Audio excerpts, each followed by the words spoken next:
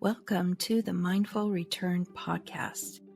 I'm Kelly Tuttle, a retired neurology nurse practitioner and brain injury survivor. Together, we'll explore practical tools and real stories to help you rebuild focus, confidence, and a meaningful life after a brain injury. Good morning and welcome to the Mindful Return. I'm so glad that you're back. Today, in this episode, I'm going to talk about binocular vision dysfunction and behavioral optometrists. So 4 years into my recovery, it was recommended that I see a behavioral optometrist, and the only one at the time that was available was in Detroit, Michigan. At the time, I was living in Sacramento, California. And the last thing I wanted to do was fly in the middle of the winter to Detroit, Michigan to see this specialist. But I'm really glad that I did because it's where I got my diagnosis of binocular vision dysfunction. And I learned about my sound sensitivity and how to use noise canceling headphones to help provide an external filter tool to apply a filter for noise, which my brain was at the time not capable of doing. So early in my recovery, my balance was off. It felt like I was being pulled to the right. And I spent a lot of time when walking, just watching the ground to keep myself from losing my balance. I had headaches and I didn't realize that they were being worsened with me tilting my head to the right to correct my vision. And I also had poor computer tolerance. I could only handle looking at the screen for about 20 minutes, and then I needed to take an eye break. I had no idea at the time that those symptoms plus many more were caused by this binocular vision dysfunction. So a behavioral optometrist is also known as a neuro-optometrist. A behavioral optometrist is different than a regular optometrist and an ophthalmologist because they specialize in seeing how well your eyes work together to create a clear picture for your brain to interpret. You can learn more about specialists for brain injury in my book, After the Crash, How to Keep Your Job, Stay in School, and Live Life After a Brain Injury. You can find my book on my website or at any of your favorite places to purchase a book.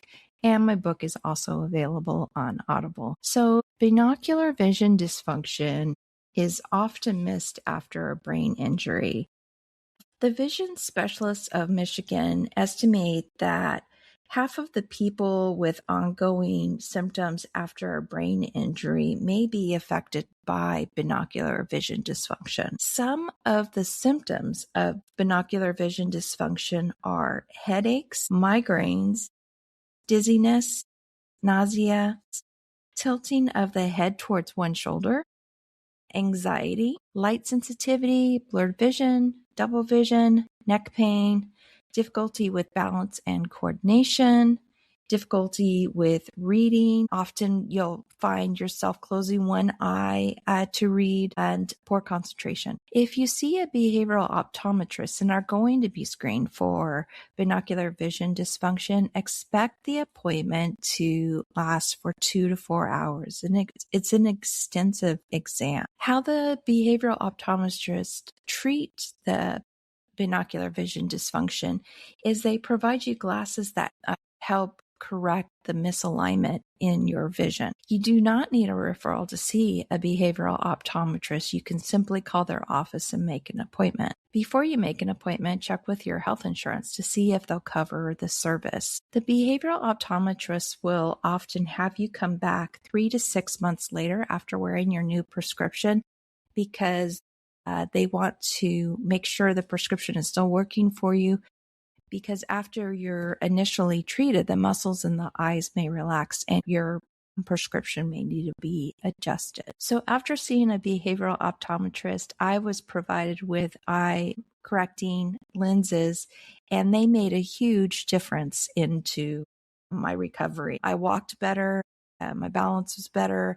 I was able to stop looking at the ground and look up and see the world while I was walking. My new glasses helped me with my focus. I was able to read longer, and it had an increase in my computer screen tolerance. My neck pain got better, and eventually my headaches faded away. And now I rarely ever get a headache. For me, getting the diagnosis was like a miracle because it helped control my brain injury symptoms better, and I was actually left with some brain energy for the weekend, so I could enjoy my family and activities on the weekend. If your brain injury symptoms are persisting, get your vision checked before going back to work. You can find a behavioral optometrist near you checking the Neuro-Optometric Rehabilitation Association website for more information. So I wanted to talk about binocular vision dysfunction because I don't think it's well known that it's something that can happen after a brain injury.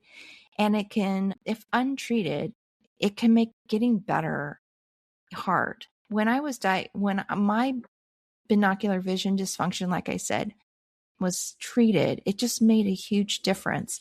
And so that was why it was important for me to speak about it in my book and also to share it on my Substack and on my podcast so that other brain injury survivors who are still having symptoms of vision issues, not tolerating light, not tolerating screen time, difficulty with reading, feeling anxious, persistent neck pain, you can consider consulting a behavioral optometrist and see if this is an issue for you and get treated so that you can get better and get stronger.